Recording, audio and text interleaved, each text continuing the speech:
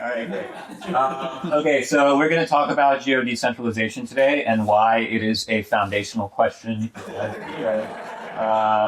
So what is this? This is like, as Quintus said earlier, kind of quarter-baked work. So it takes me on average like 5 to 10 years to write a definition paper, even though the definitions usually have like approximately 20 characters. So it's about a character every 6 months. So if you're complaining that this isn't progressing fast enough or whatever, I'm sorry, but that's just how I work.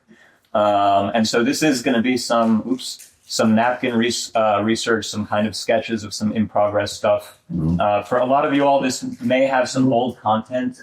Quintus told me to assume people are not that familiar with block building and Ethereum, which, looking at the crowd, I'm not sure if that was an accurate representation. So I'm sorry about if it's a little boring, but I will try to say some spicy new things so you can get your money's worth. So today we're going to motivate the need for a new science. So that's the foundational part, is the new science. For internet scale distributed systems such as Ethereum, we're going to explain the importance of global systems. I actually might have forgotten to do that part, so we might not do that. But everyone here is in crypto and we've been talking about it, so we can assume global systems are important.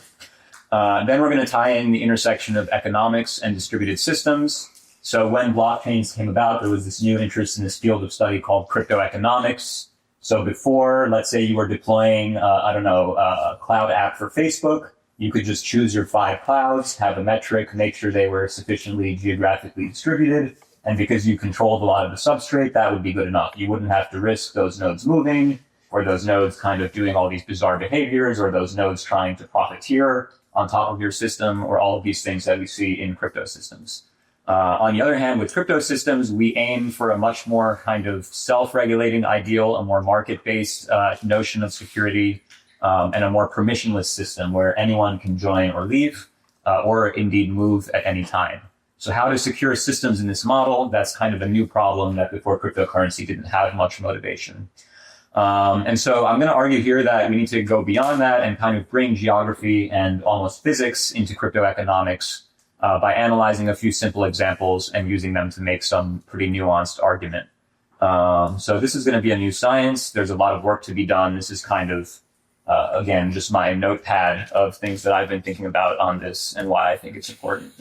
So these are my personal axioms on decentralization. I have been in crypto for way too long at this point, and the reason for that is because I care about these axioms. So you may not share them, that's fine. I don't really care, but they are my axioms. And so my axioms are as follows. The first one is the only decentralization that matters is that of power. So things like counting cloud regions or service providers, if anything, very loose decentralization of power. What I'm talking about is things like decentralization of rewards, economic upside, arbitrage, financial activity, technical power, etc.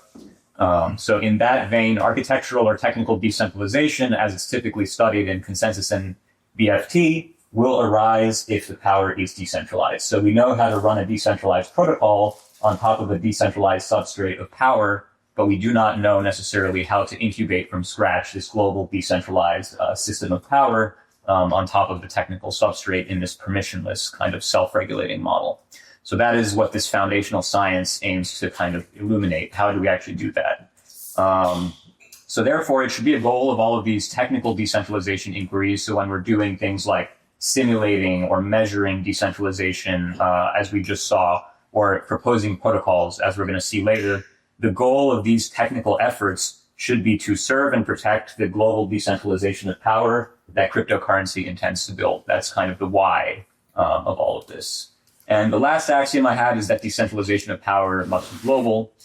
If it's not global, it's fundamentally not as decentralized as it could be. In my view, we have failed as a community, and I will leave cryptocurrency and go blow glass in the mountains. And that's about it. So these are my axioms. And so we're going to talk about today what we need to actually study from a technical perspective to decentralize power. This was a slide I gave at SBC 2 years ago where I said if you could solve this, my view is you would deserve a Nobel Prize in economics. And because there is no Nobel Prize in consensus, if you're a consensus researcher, this is your only path to a Nobel Prize. You should work on it with me. You ever think that qualifies for a Nobel Peace Prize if you can decentralize power? You know, you might be the first one to get both in the same year. I actually don't know if that's happened or not. I'm going to assume it hasn't, and you'd be the first. So let's do it.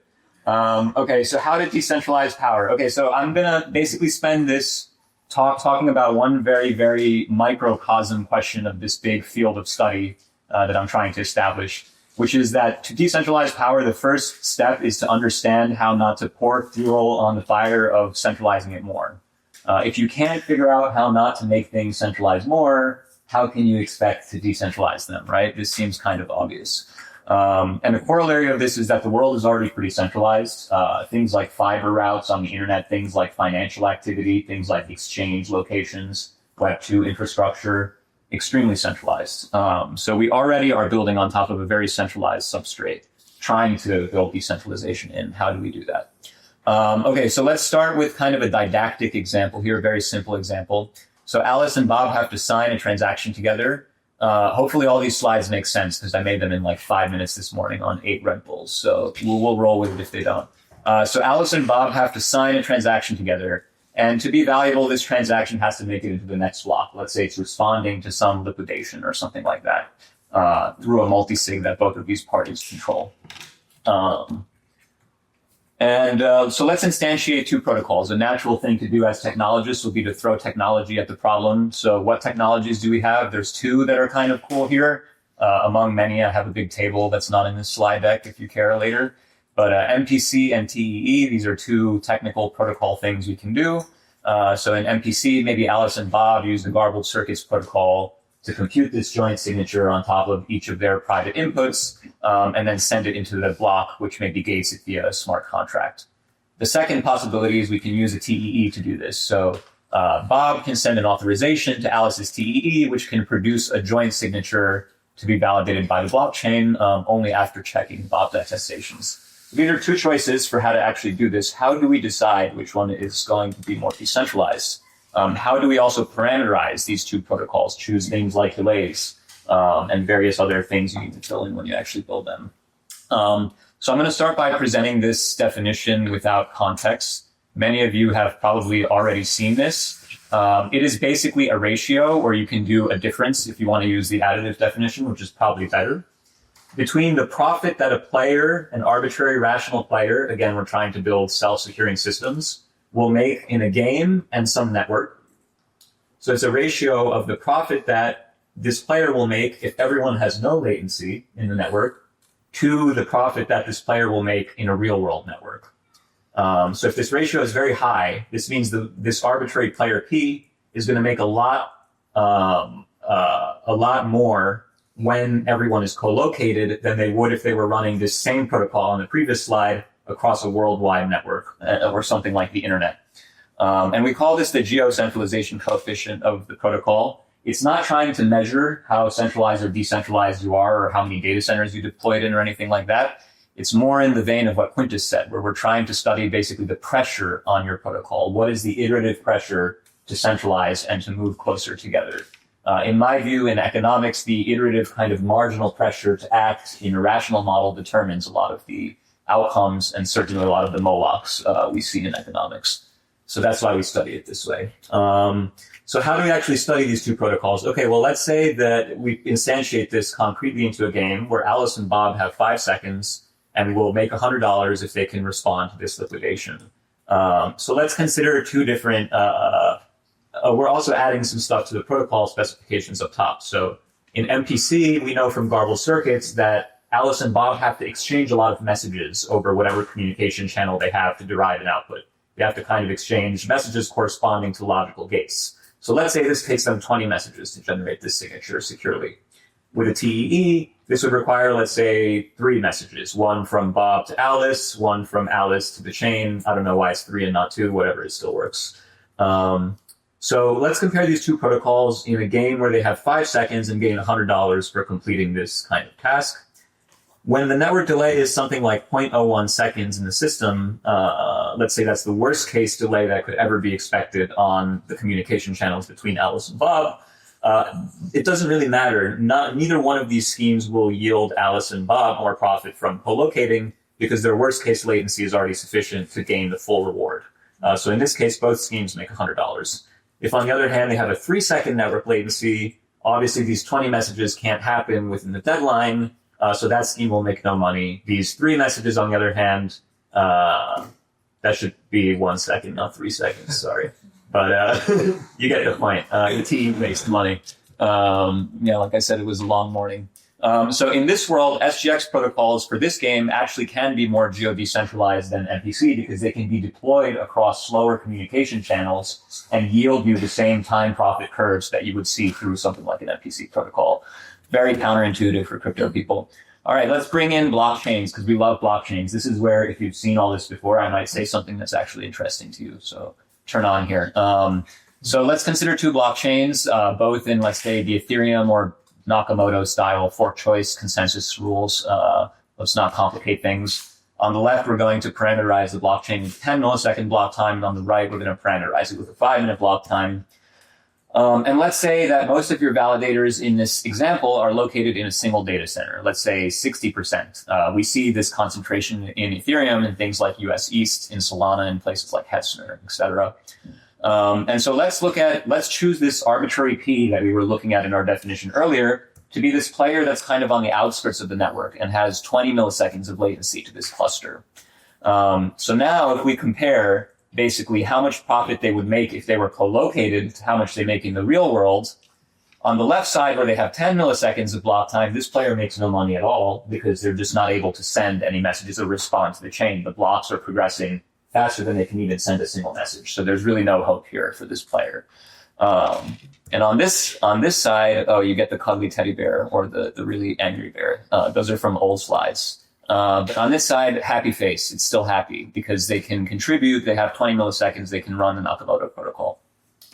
Now, the interesting thing I was going to say is talking about proof of location, you can actually invert this property to look at proof of location. So what you have on the left side is both a very geo-centralizing consensus protocol for something like an Ethereum layer 1. But if you wanted to use something like a local currency, how perfect would something like this be if you already knew a lot of your economy and a lot of your power was in one location? It disincentivizes people to be increasingly far from that location through a very physical kind of technical substrate constraint. And so I think we could actually use this to build things like space beacons, which you'll hear about later, but even simpler than that, just local currencies that run out of physically centralized points. And that might be an interesting way to both gate order flow and decentralize further. So this is bad for decentralized layer 1s, but it's not necessarily bad for all systems. It depends really on what you're trying to do and what market you're trying to serve. Are you trying to be global or not? All right, I'm probably way over time. It's okay. No, I'm not. Wow. So rainbow staking. This is a big trend in Ethereum, which I think kind of demands a lot of geo-decentralization thinking. So this is the idea that before, where you would have one class of staked validators securing the network, and these validators were kind of fungible against how much ether they staked into the protocol. Now we have designs being considered where these validators are broken into classes that they can sign up for based on their technical capabilities. And these classes may actually require different latency profiles, different hardware requirements, different et cetera, et cetera.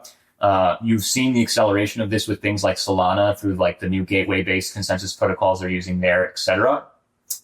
And so in this world, what becomes important is actually looking at each of these classes and thinking about as a network, how decentralized do we actually want each of these things to be? How do they affect each other? If one of these things is extremely centralized, does it affect the rest of the network or not?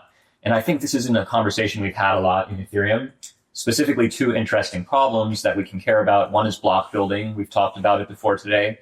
How to know what we actually put in a block of the blockchain. How do we resolve conflicts between different conflicting transactions? How do we assign arbitrage profits for latent state on this global system? These are the key questions when it comes to what goes into the blockchain, right? And so if you're going to handle this through a class of stakers, how decentralized do these stakers need to be? And how is that different from, let's say, something like attestation, which we just got a big simulation dump of, so I'm not going to introduce that. So how do we actually compute what matters here, which is the time profit curve given the network distribution? And I don't have an answer for you. Again, these are notes of what I think is valuable to answer, and I'm trying to build up like a didactic model for the fundamentals here. But I have some sketches. I'll show them in a second. I've also added some information here, which I think is interesting and valuable. So if you're thinking about modeling these things, for example, block building is a winner-takes-all market. It's an auction with a single winner, winner-takes-all, latency sensitive, right? That is very different than the attestation market, where it's a market where kind of everyone who's contributing is splitting a reward evenly. There are still timing gains within the attestation market. We just talked about certain attesters dropping off, but they're much, much less severe because of certain properties of how these rewards are actually distributed within the system. So those are very, very key things to both study and include in your models. So my sketches for what these time profit curves might actually look like in at least some worlds, in interesting and meaningfully different ways. So let's look at attestation first, bottom up, because it's a little bit easier in some ways. So in attestation, basically you're going to get your share of the attestation rewards for that slot if you submit a timely attestation to kind of be aggregated, and otherwise you're going to get 0. So here we have two worlds, one in which, let's say, the worst case latency and the latency of the arbitrary P we're looking at is 2 seconds, and one in which it's 5. Between these worlds, the curves look very similar. You have kind of a narrower region here in which this attester is able to respond. Maybe if the proposer is playing timing games, this could even be different and shrink to 0. That's its own question. But still, between, let's say, like small timing differences, you have roughly similar looking profit time curves. That's at least my hypothesis. This is not proven. There's no proof of this. This is something that I would like to model, and I would like people here to help me model. On the top, on the other hand, you have block building, which again is this timing gamesy winner takes all market.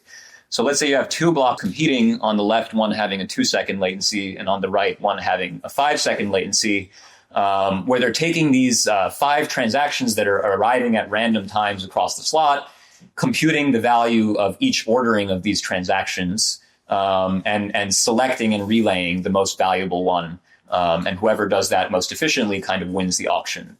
Well, on the left, we see the guy who has 2 seconds, or the user who has 2 seconds. They have this kind of linear curve. So the longer they can wait into the slot, the more they're going to make because they can optimize this further. This will drop to 0 at some point. I didn't draw it. Meanwhile, if you're the second place block, you're operating with a 5-second network delay. You may kind of only get rewards if you are lucky in the entropy, that you happen to try an order that the person with the timing advantage hasn't already had plenty of time to explore and optimize further. So you get kind of some small share of the blocks, but it'll hover around a very low percentage. And in fact, that's exactly what we see in the market with higher latencies. So how do we actually model these things from this foundational building block theory perspective? And what do we actually measure? Well, two interesting things to me. One is like, if we can actually draw these curves for very simplified and didactic versions of popular protocols, how robust are these curves to things like changes in assumption and parameter? So if we move the network delay from 2 seconds to 5 seconds, how similar are these distributions of profit for those players, for those validators? And if we can't model this theoretically, maybe this is one thing to ask the simulator. And another one is like, how well distributed are expected rewards with heterogeneous players? So if you have things like the 2-second player and the 5-second player, how similar are their curves in equilibrium? I think those are the things that actually determine network decentralization. And so for rainbow staking, every kind of rainbow class needs its own geo-decentralization goals and its own kind of study, its own analysis with regards to these formulas. Who should be able to profit? Is it only US East 1? Is it only US East 1 and OVH plus some proxies? Is it everybody? Is it something in between? I don't actually have answers. I think this is a political question, right? It may be valid to say like, hey, if we want everyone to participate, we can only get 5-second blocks. And really, if we have this one part of the protocol centralized to OVH, we get a millisecond. And maybe that's more desirable. I don't know. Again, my axiomatic view as like a kind of evil globalist and crypto maxi is that we do need the maximum level of geo-decentralization for the systems where it matters most, like ETH L1. So let's build that. Let's not lose hope. And let's stop studying Byzantine fault tolerance and things like technical kind of assortments into buckets of like in which bucket is what actor. And let's start really looking at like granular incentives of network convergences over time for these new types of systems that we're building in the crypto economic and crypto context. All right, thank you. That's all I have. I did go over. What's a space beacon? What's Space beacon. Actually, wait. You said it was just space beacons? Yeah. So I mean, like imagine if you had a geosynchronous satellite, right? That you could measure as geosynchronous. Then you could run a really fast blockchain off of that satellite. And then the only people who would be able to sync and meaningfully, let's say, transact or operate infrastructure within that would be in like the physical cone of like latency that like your extreme parameter is created like, it's almost like a flashlight shining like down. I don't know if that makes sense. It does actually make sense. Yeah. I have a second question, which is how does all of this model work in the context of Mars? In the context of Mars? Yes. Yeah, I think that's a very interesting unsolved question that I haven't fully thought about. I know I've heard rumors that like apparently Elon has become like not Mars killed anymore because he became convinced like the woke AIs will follow him to Mars and like destroy all of his efforts to create his like breeding eugenics dystopia or whatever. So I don't know, maybe the woke blockchains will like follow us to Mars. Maybe we'll have like both Mars local and like Mars Earth substrates. It probably means if we want like fair, balanced cooperation between Mars and Earth, where like neither one is dominant in like the political game theory, we probably need block times that are long enough to like span the two. And that inherently limits the collaboration that will be possible like on that fair substrate between Earth and Mars. And in some ways also disincentivizes from us from going farther and farther into space. So we probably need to develop a counter-incentive to that as well as a species. Yeah. I mean, the downside of this planet is really bubble because it's like speed of light is only so fast. And Speed of light is what? it's only so fast. Like it takes a while to get to Mars. Yeah, exactly. Yeah. So we'll need like day-long blocks or something to really run the whole block building process like back and forth. It'll be pretty slow. So maybe the Bitcoiners were right actually about 10 minutes is things. Yeah. I mean, what happens when we start getting to like Neptune or something that even 10 minutes won't count? That's fair, yeah. But the TAM of Bitcoin is bigger with regards to the solar system than the TAM of Ethereum with regards to the solar system. Yeah. All right. Thanks for entertaining me, folks.